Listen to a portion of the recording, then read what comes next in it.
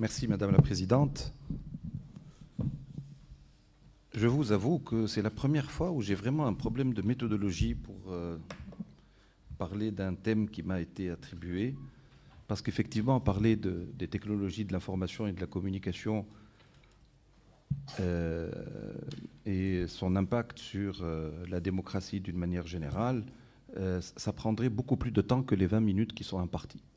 Et donc j'ai dû charcuter un peu, disons, et déformer un peu une présentation qui avait un tout autre aspect quand je n'avais pas pris en considération la limite de temps qui m'est impartie. Donc la question qui se pose, c'est que la pratique de la démocratie ou l'exercice de la démocratie, quand on a ajouté ces nouvelles, comme le dit Salsabil, mais bon, chaque fois pour elle, c'est toujours un réflexe. Elle colle ce qualificatif ou cet adjectif de nouvelles, alors qu'elles ne le sont plus du tout. Mais bon, l'éthique, vous le voyez bien que c'est technologie de l'information et de la communication.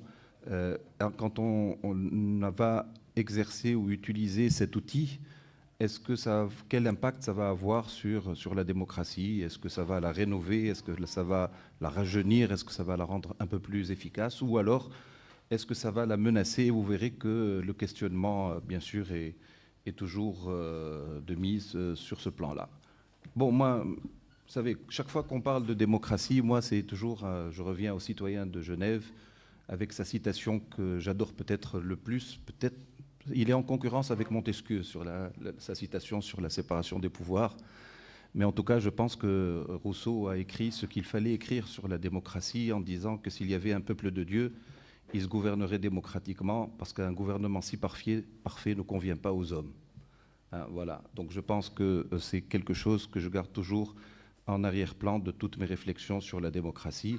Et aussi un passage du rapport d'IDEA qui dit que la démocratie est toujours en difficulté, stagnant au mieux et en déclin dans de nombreux endroits. Et c'est la raison pour laquelle, effectivement, on a essayé de la rajeunir et d'essayer de la rendre beaucoup plus efficace en recourant, entre autres, aux TIC.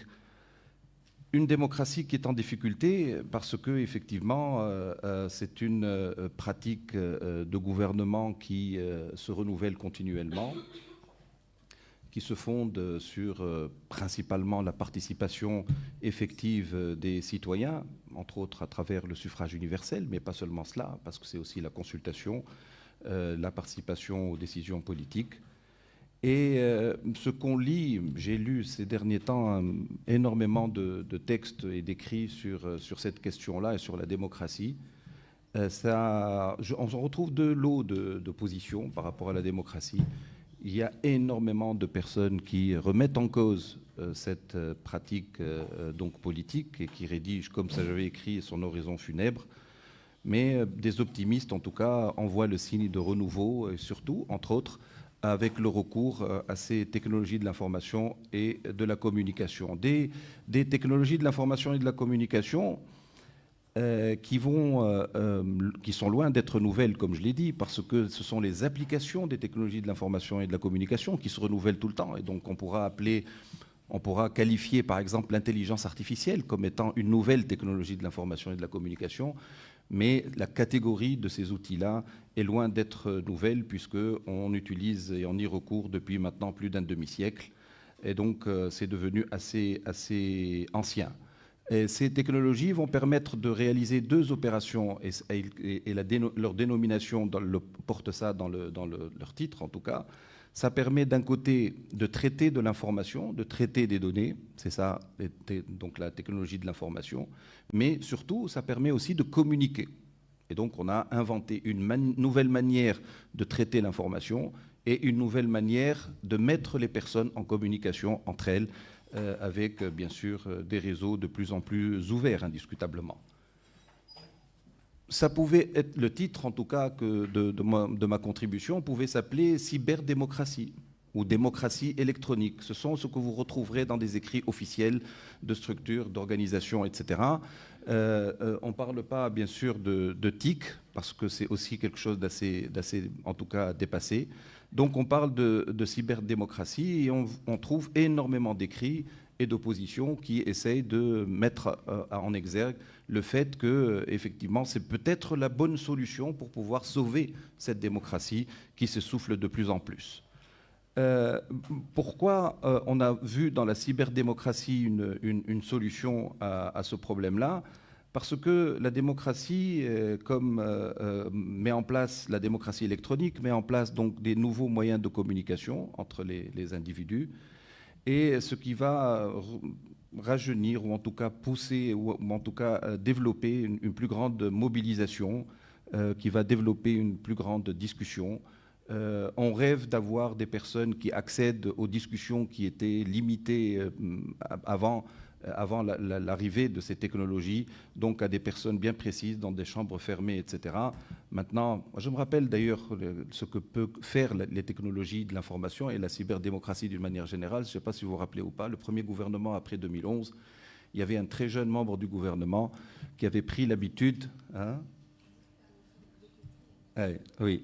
Et donc, il avait une très très bonne ou mauvaise, en tout cas pratique, c'était qu'il faisait le compte-rendu des discussions en Conseil de ministres en temps réel sur sa page Twitter, et, qui s'appelait Twitter, qui est X aujourd'hui. Et donc, ça permet aussi donc, une plus grande participation, une meilleure discussion peut-être, et ça permet surtout une autre manière d'élaborer les décisions politiques qui seront prises par la suite. Et ça donnera la possibilité aux citoyens, d'une manière générale, d'avoir beaucoup plus de contrôle, puisqu'ils ont beaucoup plus d'informations sur ce que font les gouvernants d'une manière générale. C'est une utopie, indiscutablement. C'est un rêve. C'est quelque chose comme ce qui se passe maintenant avec l'intelligence artificielle. On pense que c'est la solution à tous nos maux, mais il y a beaucoup plus peut-être de dangers que de choses positives dans ces nouvelles créations. Et c'est pour cela qu'il faut être très très prudent en recourant à cette... je pense que je n'ai pas à faire la preuve que je suis un mordu de technologie, que chaque fois, et je le dis d'ailleurs maintenant, puisque c'est quelque chose dont on parle souvent tous les jours maintenant presque dans notre pays, par exemple le projet de carte d'identité biométrique, j'ai jamais dit une seule fois pendant les 8 dernières années, je suis contre la carte d'identité biométrique, contrairement d'ailleurs à ce ministre qui était dans le gouvernement et qui est contre la carte d'identité biométrique par principe, parce que je ne suis jamais contre la technologie. Mais je dis tout simplement, les technologies, comme n'importe quel outil, peuvent être magnifiques, on peut faire avec de choses magnifiques, sauf qu'il faut mettre les limites et encadrer cela pour que ça ne déborde pas, pour que ça ne on perde pas le contrôle de tout cela. Et donc, la cyberdémocratie est une potentialité, indiscutablement. C'est une potentialité à travers quoi? Et d'ailleurs, c'est cette partie que j'ai un peu escamotée, que j'ai résumée dans un seul transparent, mais parce que je devais parler de tout cela, mais ça aurait pris énormément de temps. Avec la cyberdémocratie pourra principalement avoir 4 à l'anglaise ou à l'anglo-saxonne, Electronic Democracy, donc c'est quelque chose, et donc c'est 4 outils principaux qu'elle va mettre à la disposition des politiques et des sociétés pour pouvoir rénover cette démocratie essoufflée. C'est premièrement une meilleure information des citoyens, donc l'information devient beaucoup plus accessible, et c'est ce qu'on appelle l'e-information, et donc c'est cette action à sens unique, c'est les gouvernants qui vont informer, et donc les citoyens comme on dit en arabe, de l'âme, etc., et donc des affaires politiques d'une manière générale et des questions qui se posent. Deuxièmement, il y a un autre outil qui permettra d'avoir une communication beaucoup plus ouverte, beaucoup plus fluide, beaucoup plus accessible, etc., etc., et où une autre utopie de la démocratie, c'est l'égalité de tous, une personne, une voix, c'est ça la démocratie.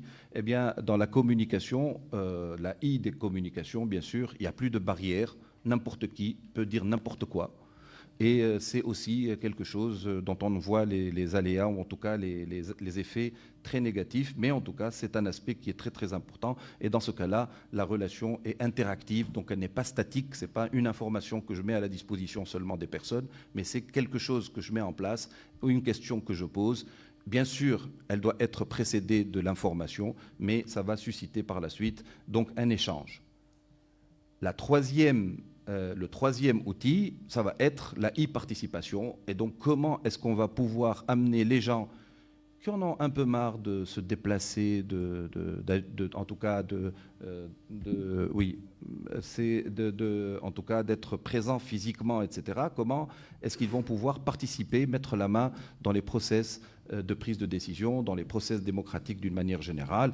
Bien sûr, ceci va élargir la participation. On voit bien sûr l'abstentionnisme, etc., pas seulement au niveau des élections, mais dans toute l'activité politique d'une manière générale. Et la e-participation permet aux personnes, même s'ils sont dans leur salon, etc., à travers leur téléphone portable ou leur ordinateur, réaliser ou en tout cas prendre part à des discussions, prendre part à beaucoup d'actions que je cite ici, la mobilisation, l'expression, la consultation, la participation électorale aussi, mais les prises de décision d'une manière générale. Et enfin, on ne peut pas oublier le e-vote, qui a été, bien sûr, et qui est encore un rêve de toute personne qui travaille sur les modèles d'e-démocratie.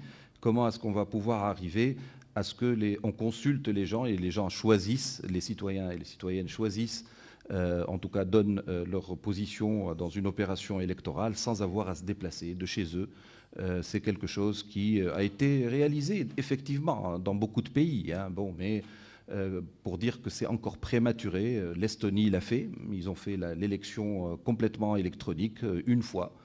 Mais par la suite, dans l'évaluation, ils ont dit qu'il est peut-être encore un peu tôt pour généraliser cela, et donc il faut y aller mollo mollo.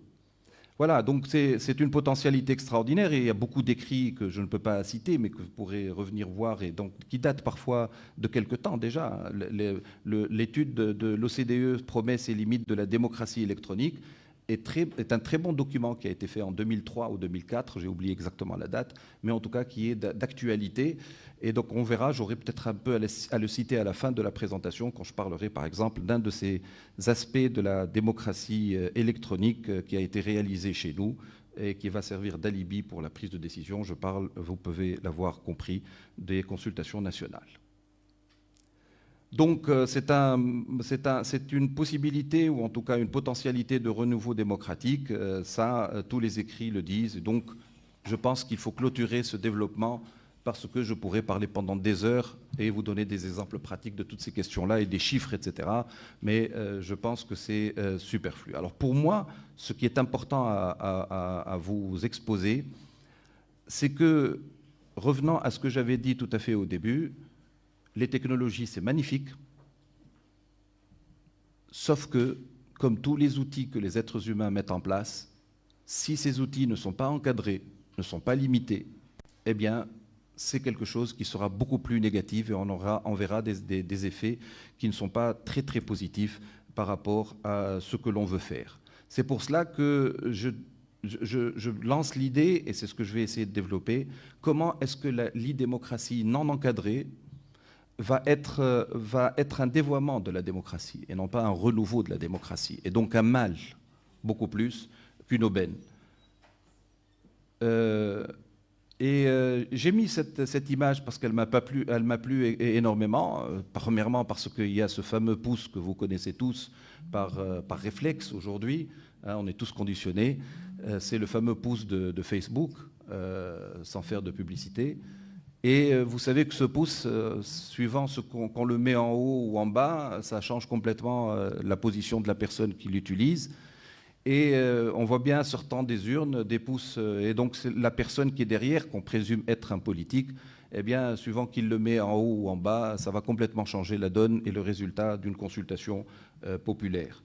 Et donc c'est pour cela que si on veut vraiment utiliser et recourir aux technologies de l'information et de la communication pour rénover la démocratie, il faut indiscutablement, d'après moi, commencer par mettre les barrières, ou je ne dirais pas les barrières, les conditions d'une utilisation responsable des technologies de l'information et de la communication, problématique qui se pose d'ailleurs aujourd'hui pour l'intelligence artificielle. Comme vous le savez, c'est une technologie qui n'est pas encore encadrée dans le monde aujourd'hui, sous aucun cieux, en tout cas des États qui y recourent. Alors je vais prendre 4 exemples, si vous le permettez, mais les exemples sont beaucoup plus nombreux que cela.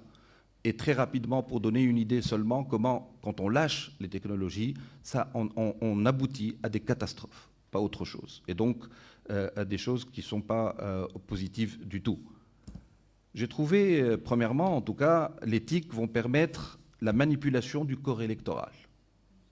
l'éthique entre les mains de gouvernants, vont leur donner la possibilité, beaucoup plus qu'avant, parce qu'avant, comment ils pouvaient manipuler? Par des discours, par des écrits dans des journaux classiques, à la télévision, et ça s'arrêtait à ce niveau-là. C'est vrai, il y a des meetings, etc., mais en tout cas, on ne pouvait pas mobiliser beaucoup de personnes.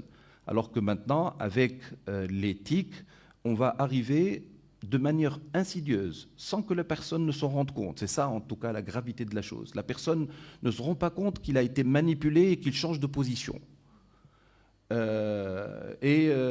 Donc c'est avec l'éthique qu'on va pouvoir arriver à cela, et ça a donné des exemples quand même assez caractéristiques dans notre actualité assez récente.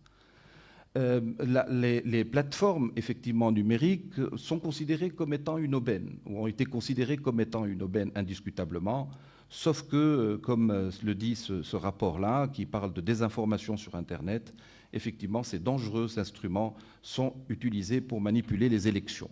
Alors quand on s'en est rendu compte effectivement sur ce truc-là, j'en ai déjà parlé à plusieurs reprises, mais je le reprends pour ceux qui ne l'ont pas entendu, parce que c'est quelque chose de prouvé, donc ce ne sont pas des spéculations, hein, on a la preuve que ça s'est passé de cette manière-là.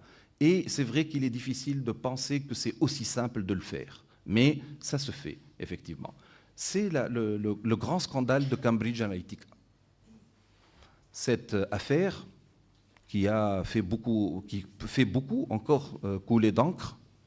Cette affaire, eh bien, se résume à la chose suivante. Une société qui se lance dans l'intelligence artificielle, c'était déjà il y a quelques années, qui se trouve en Angleterre, a trouvé cette idée magnifique, avec cet outil qui est Facebook, de se dire, tiens, pourquoi est-ce qu'on ne va pas profiler les gens à travers leur fil d'actualité, puisque les gens ont pris l'habitude de dire tout ce qu'ils ont sur le cœur sur leur page Facebook. C'est une catastrophe, j'arrête jamais de le dire, mais apparemment personne ne l'entend.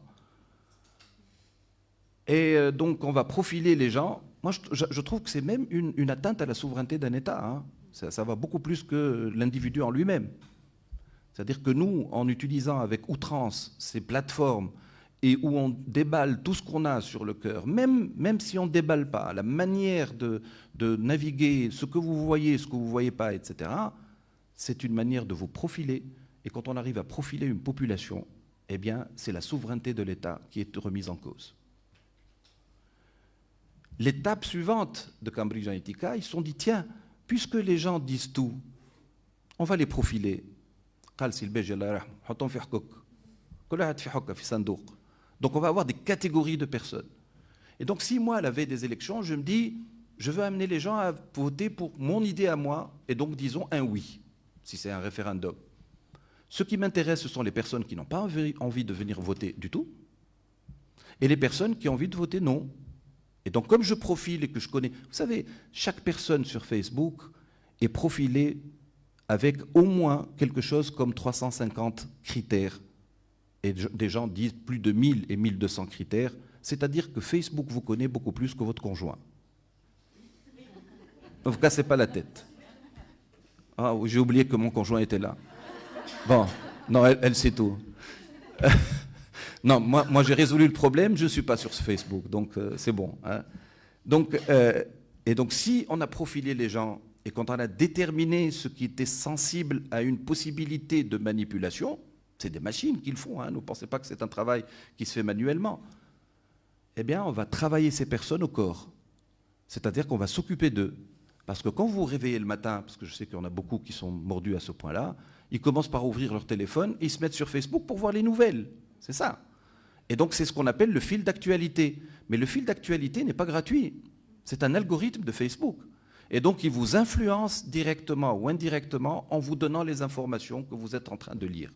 Et donc, si on a dit « ceux-là ne veulent pas voter parce qu'ils n'y croient pas », eh ben, on va s'amuser chaque jour, chaque matin, chaque midi, chaque soir, à lui envoyer des choses qui vont rendre plus jolie l'opération de vote.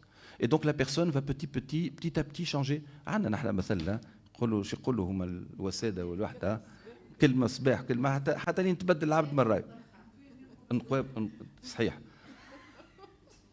C'est bon, tu vas dire donner ces genres de trucs. Hein. Ah, d'accord, très bien. Exactement. Donc, on en arrive à faire quoi? Eh bien, la personne va changer d'avis. Et c'est ce qui a été fait avec Cambridge Analytica. C'était le référendum du Brexit, si vous vous rappelez bien. La population, sur la base d'un fake news d'ailleurs, parce qu'on y reviendra, la population britannique a été manipulée et ils étaient divisés parce qu'on était à peu près du 50-50 dans les sondages. Et donc ça se jouait à très peu de choses. Et les sondages donnaient beaucoup plus de non au Brexit que de oui. Et donc c'est un parti politique qui est venu payer Cambridge Analytica, qui, elle, a fait un contrat avec Facebook pour pouvoir accéder aux données des utilisateurs, et ils ont manipulé les gens, et le résultat du Brexit a montré effectivement qu'avec 54%, je crois, quelque chose comme ça, donc de rien du tout, eh bien, la Grande-Bretagne a quitté l'Union européenne. Donc c'est comme ça que ça marche. Et ça s'est passé de cette manière-là dans 35 États dans le monde. Pas seulement en Angleterre, mais dans beaucoup d'autres pays. Et le pays qui a, en tout cas, qui a attiré notre attention, indiscutablement, parce que être en Grande-Bretagne et manipuler les citoyens britanniques à travers Facebook aussi, c'est peut-être à la limite quelque chose qui pourrait se faire, parce que Facebook est américain, il n'est pas anglais.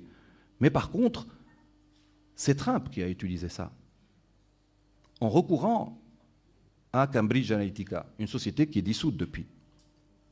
Et le patron de Cambridge Analytica, c'est un nom que vous connaissez peut-être pas, mais Steve Bannon, c'est le chef de la campagne électorale de Trump. Et vous allez dire, ah bon, drôle de coïncidence. Ah ben, c'est pas une coïncidence. Ça a été aussi un des conseillers de Bolsonaro au Brésil. Et c'est un des pays où il y a eu de la manipulation électorale avec Facebook aussi. Et donc c'est toujours le même process. Ça s'est passé en Italie, ça s'est passé dans beaucoup de pays du monde.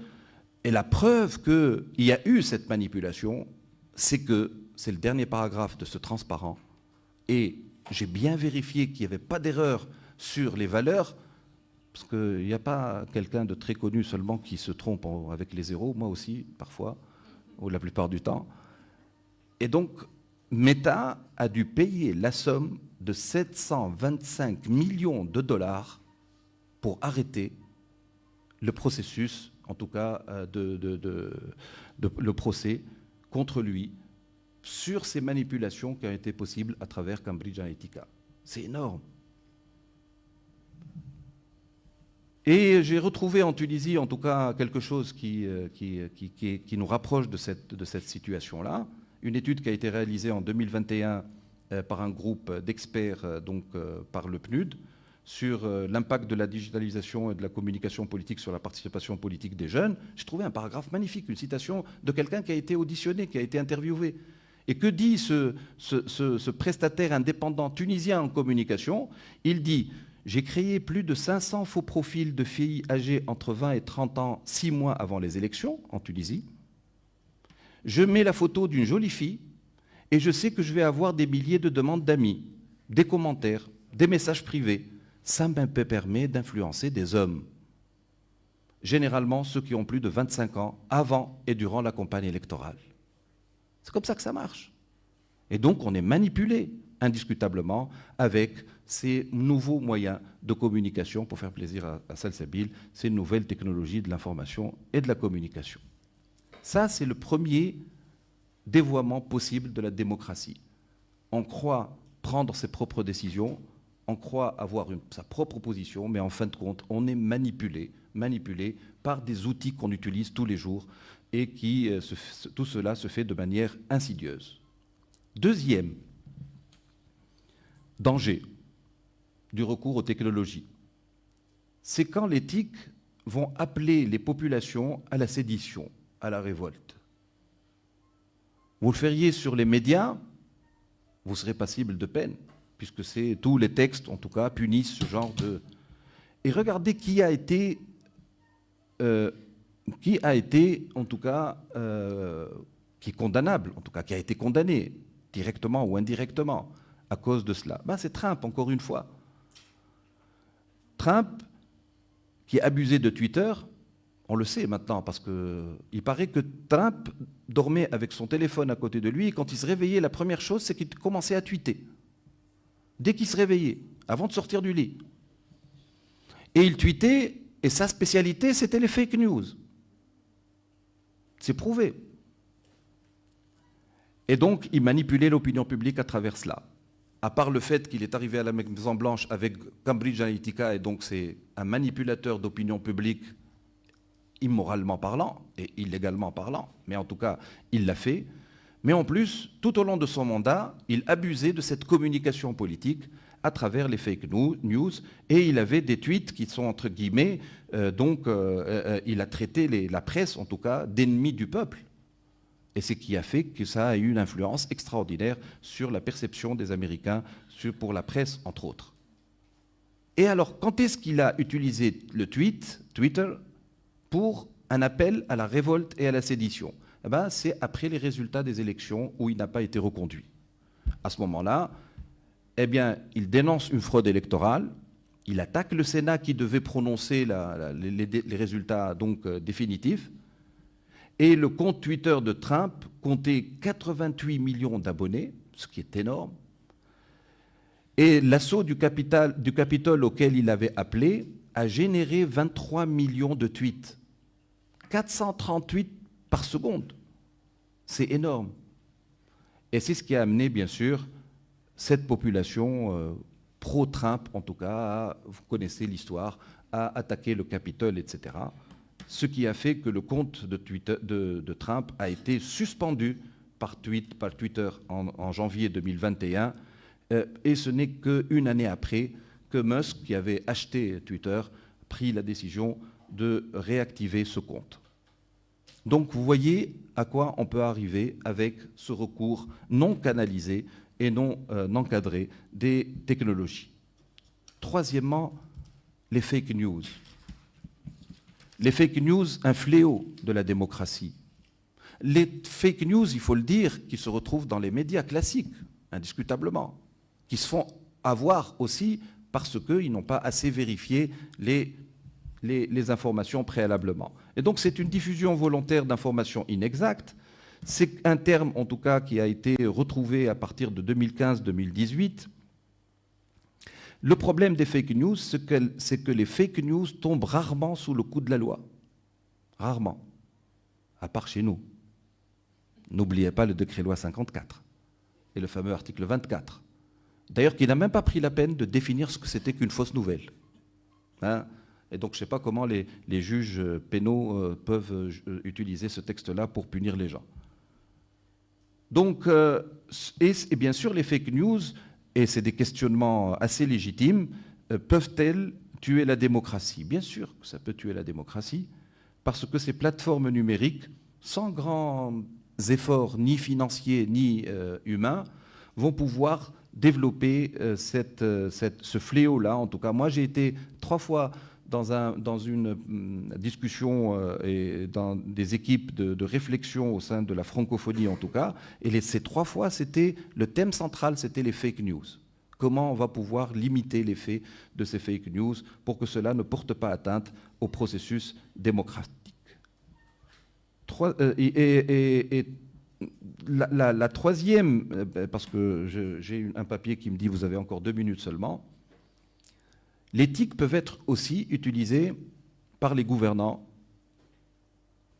pour faire des semblants de consultation nationale. Ne l'oublions pas. Moi, je me rappelle très très bien, bon, j'avais un poste officiel et donc, donc j'ai été amené à donner un avis technique sur la protection des données personnelles dans la première consultation, si vous vous rappelez bien. Et donc j'ai dû effectivement dire, entre autres, voilà les règles qu'il faut respecter. Et je ne les ai pas inventées moi-même.